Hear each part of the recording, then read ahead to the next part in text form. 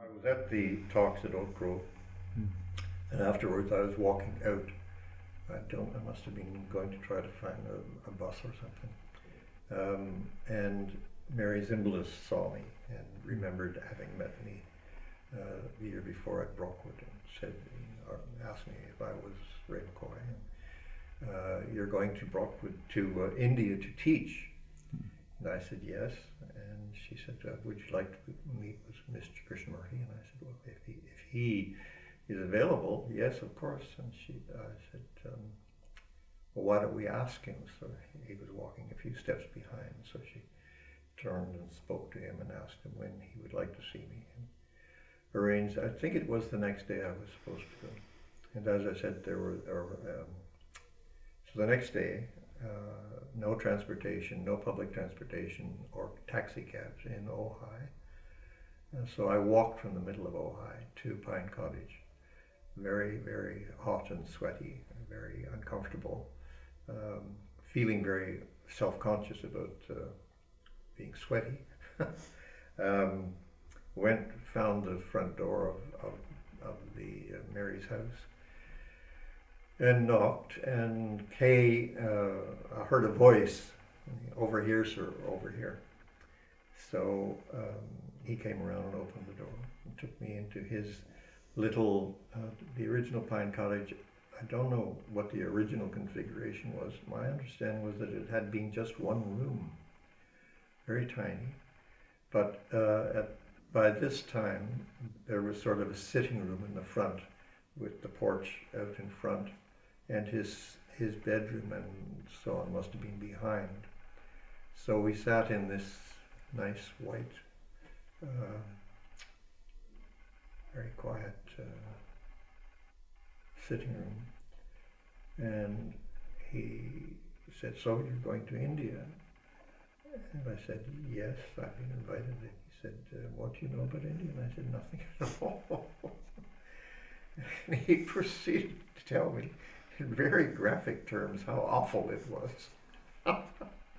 The women, I won't go into the details of any of the women clean their saris here, and the cows are in the water a little higher up, and so on and so on. But he said, sometimes it's appalling. And after all of this, he said, do you still want to go? And I said, well, yes. So he, I don't know why it was very, very easy to talk to. And I didn't have any sense of awe or, something very, very special. I mean, I knew it was special, but I wasn't overwhelmed by him at all. And it's just completely natural and at ease. I've thought of that often since, when I read the commentaries and so on, how people must have, just poured out to him because he was so easy to be with and to talk to. So he said, would you like to see the house, Mary's house? Would you like to see Mary's house? So he took me around and showed me the gardens and the roses and so on. And as we came in from being out on the patio, Mary came in the back door to the kitchen with her arms full of groceries. And of course, he rushed over to help her with the bags. And he said, oh, Maria, I was just showing him your house. And she said, oh, Krishnji, you make me so angry. You know it's your house. And he laughed, of course.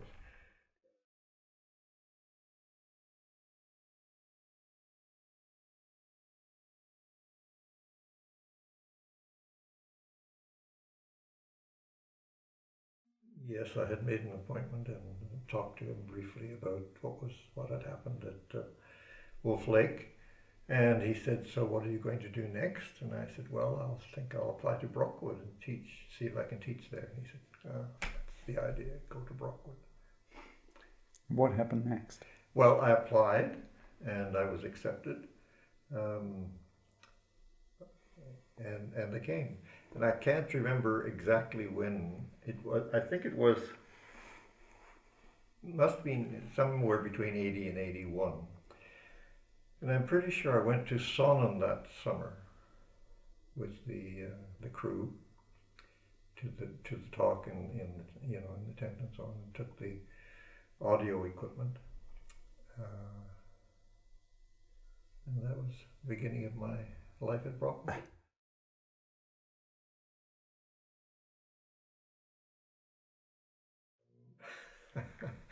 I was turned over to Brian Jenkins, and he said, "Well, what can you do?" And I said, "Well, whatever you want me to do." So he put me to work tacking the carpet onto the West Wing stairs. So I think I did that for a couple of days. I can't remember what happened after that. I don't know whether that was, it must have been at the end of the summer or something. And then, of course, when classes started, I started teaching.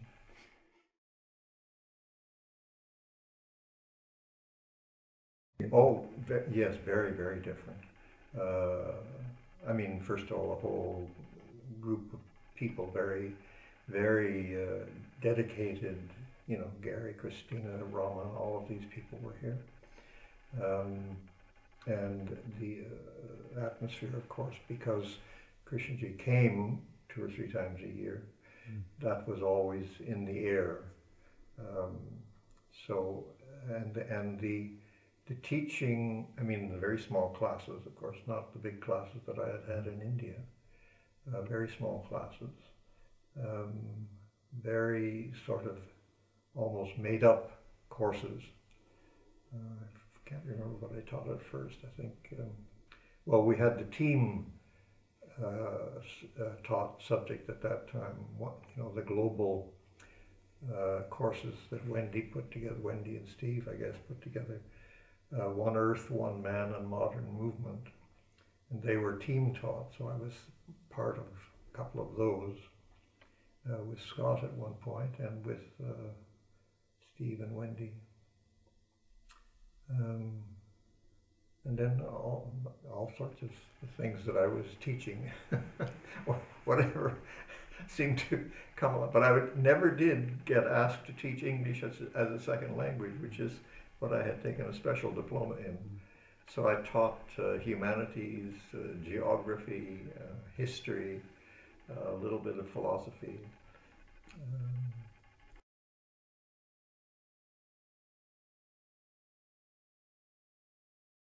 Just the atmosphere. I mean, Dorothy, of course, was very, very strong. Dorothy Simmons, very strong presence. And just amongst the staff that I've mentioned, there was the feeling that, we were here for a reason, and it meant everything to everybody who was here. It wasn't a haphazard sort of thing. People wanted to be here, and they had come for Krishnamurti, and because of Brockwood. So it was a very, very pleasant atmosphere.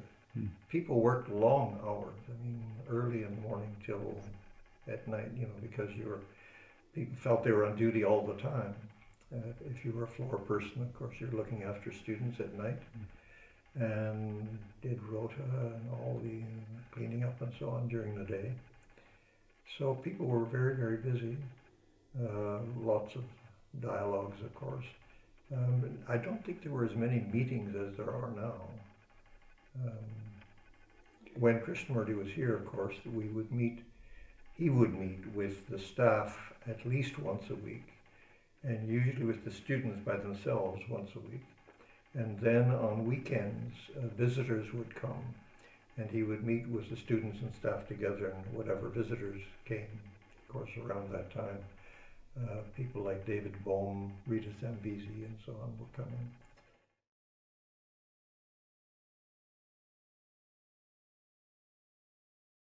About 3 times a year, and stayed at least, pretty well a month each time. He'd come on his way from California to India, and then on his way from India back to California, and he would spend several months here, each coming and going. And of course, when he was here, then there could be meetings at any time.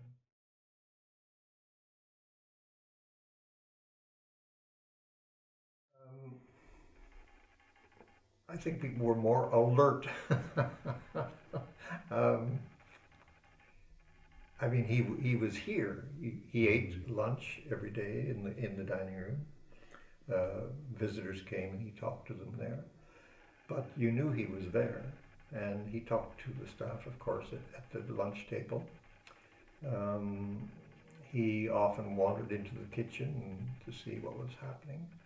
He would often go to Mrs. Simmons' office. Some strange events there every once in a while. And of course, every day he and Mary Zimbalist and Dorothy would go for an afternoon walk, usually across the fields through the grove and down and around and back again. So they had quite a long walk every day.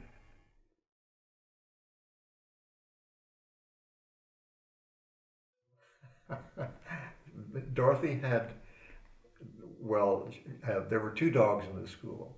Whisper, which was a big Labrador, very, very quiet, I guess fairly old dog. And it had a collar that said, "Don't feed me." And whenever Krishnamurti was at lunch, the dog would, you could hear his toenails on the floor, and he would come into the dining room and come up to Krishnamurti, and Krishnamurti would give him some food under the table.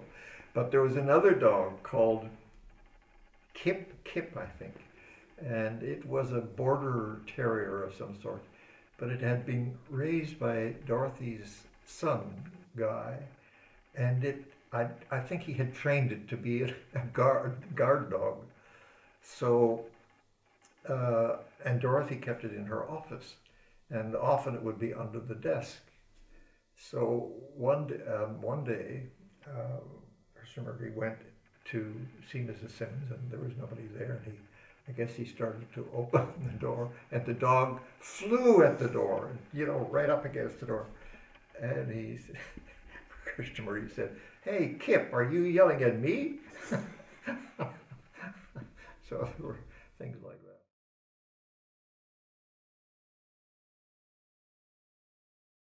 Oh, yes, I mean, people tried to sit at the table every once in a while. Yes, I've sat beside him quite often. Yeah.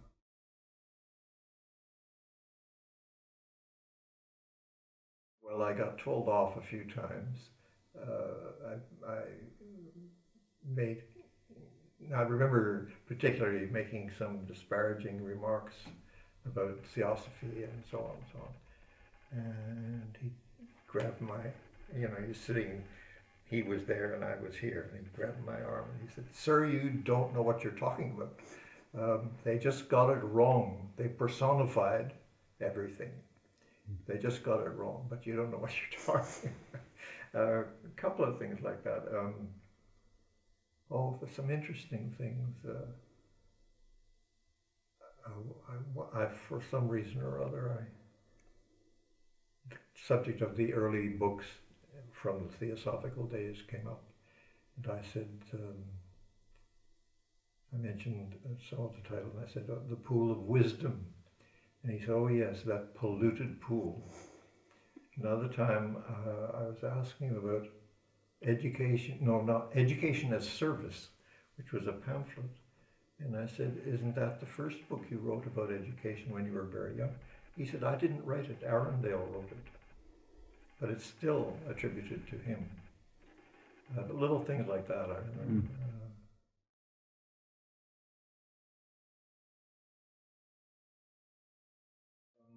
I remember the meetings very well. You must remember some too, where no matter what we said, it was wrong. Wrong, wrong. No, sir, no, sir, no, sir.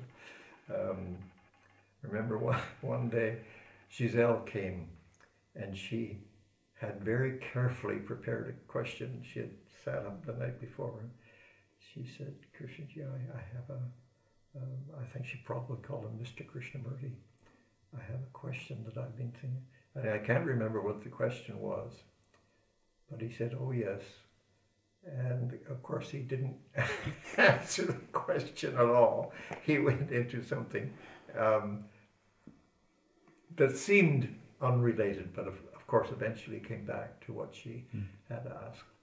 But I remember especially one time the staff used to sit in the assembly room in a circle, and he would sit in, beside somebody or other. And this particular time he was sitting beside Steve Smith. Steve Smith. And some subject, and Steve kept saying so and so, and Krishnamurti said, "No, sir, no, sir."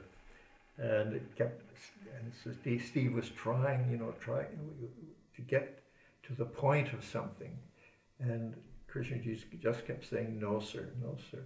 And other people were trying. He said, "No, no, no, no." So, and he did this often in meetings, no matter what you said, it wasn't it. And Steve was trying again, and Krishnamurti just put his hand on his knee, and Steve stopped talking, and Krishnamurti said, "That's it, sir. That's it."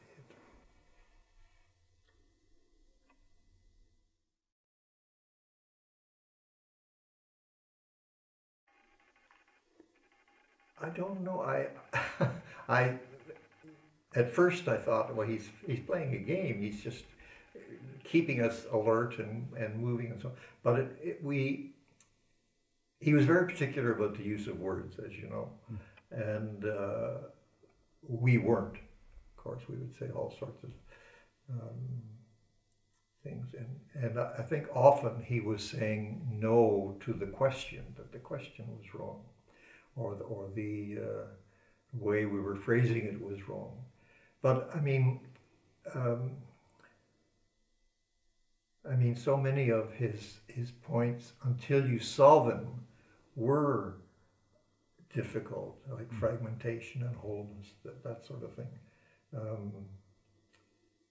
So yes, we were all learning.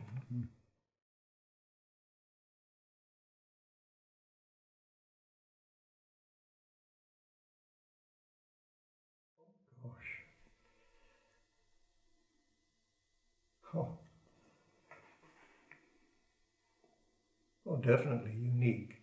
When we were talking about before I learned about Krishnamurti, I had rejected anything to do with religion or philosophy, because I thought, I had decided it was all, in my youthful arrogance, it was all bunk. But after reading a lot of K, and when I was at Brockwood, I started looking at Buddhism, Zen especially, and Buddhism, and read some of the ancient Chinese, Lao Tzu and so on, and saw that they had been trying to talk about some of the things that he referred to, but not at all with the same insight that he had. So I was particularly struck by when I first started reading him was that he doesn't refer back to any authority. He doesn't quote anybody. He dismisses all tradition, dismisses gurus, the idea of gurus, and insists that it's up to each one to find out for him or herself, and that this is possible. And the way he speaks of the things he speaks of, it's some sort of not just an inherent authority, but he's not talking as an authority, but it's just that these things ring true after you've heard them. For example, thought breeds fear. Well, afterwards you say, oh, yes, of course. But why didn't we see it before? And it's a simple statement, and you know it's true. As soon as you hear it, you know it's true. And everything, not that everything was easy to pick up. A lot, awareness, observation, perception, all of these things he was using them in their simplest, most direct English, with their most direct English, simple English meaning, but the way he used the words, it expressed something different. So yes, I felt it was completely unique. Yeah.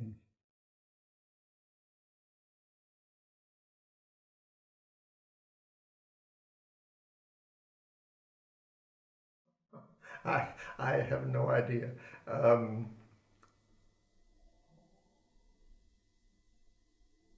I've thought, I've wondered, have I changed? And I know I have, but I can't pinpoint. Well, I can pinpoint certain things, arrogance. You know, I think I'm a little less arrogant. I don't get angry as much as I used to. I used to be very confident of what I did know, and I've lost. I now see that, or think I see that knowledge isn't that valuable anyway. So to make a lot of what you know isn't very important. So it's also very fascinating to, I mean, being an editor especially. I mean, I never get tired of that. It's even though sometimes when in dialogues it gets very repetitive, especially the ones I'm working on now. But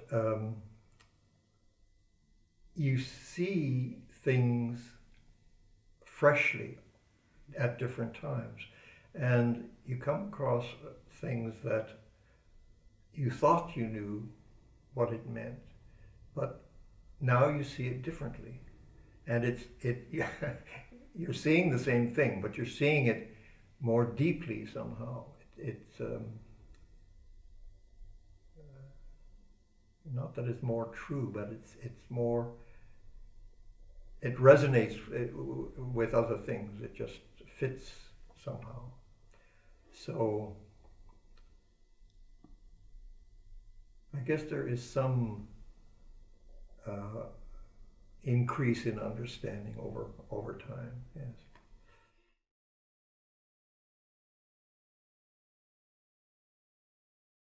No, it's just I hesitate to use the word insight, but it feels like you're seeing the same thing differently, and it's not a memory or going back and looking at memory. It's just oh yes, it's sort of feeling.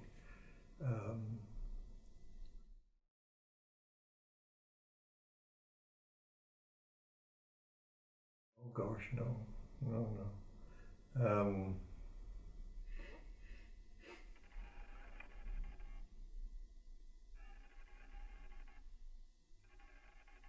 No, even David Bohm, you see, he, I mean, as far as I'm concerned, he is the one who was most useful. I shouldn't say useful to Krishnamurti, but useful for us because he asked the right questions, and he didn't often try to interpret what the answers were. But I don't think he would ever have called himself an expert on Krishnamurti, even at the end of the ending of time. I mean, here these two men had 15 dialogues over a period of, I guess, 2 years, starting in Ojai and finishing here. And at the end, I think Krishnamurti says, "I think we've seen something." and Bohm says yes. But I found all the dialogues really with Bohm very helpful and I think he got the most out of Krishnamurti of all of the people that he spoke with.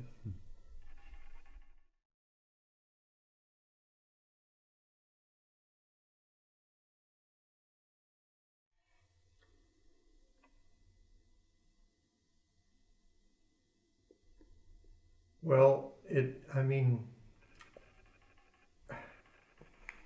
one thing that keeps going back to me and that I keep seeing differently is awareness.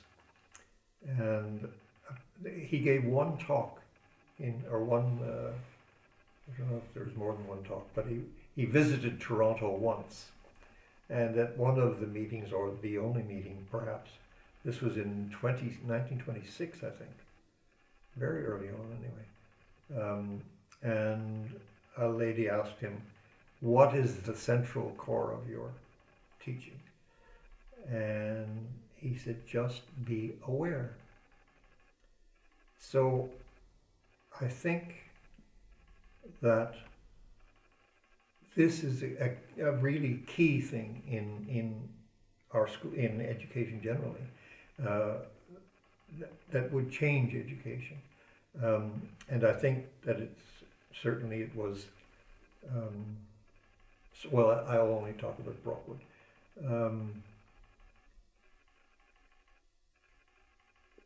Looking at what's actually happening, look at what is actually going on in relationship, seeing behind your own opinions and conclusions, looking at the world, and seeing it, not just taking it for granted. Observing things, observing yourself without getting too self-centered in the whole process.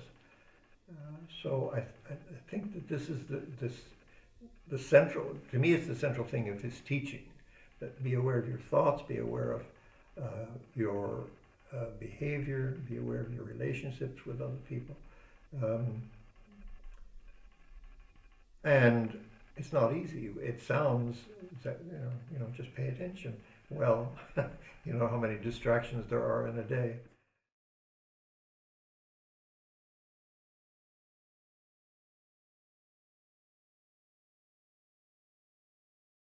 Oh, yes, of course. I mean, nothing else worth doing, really.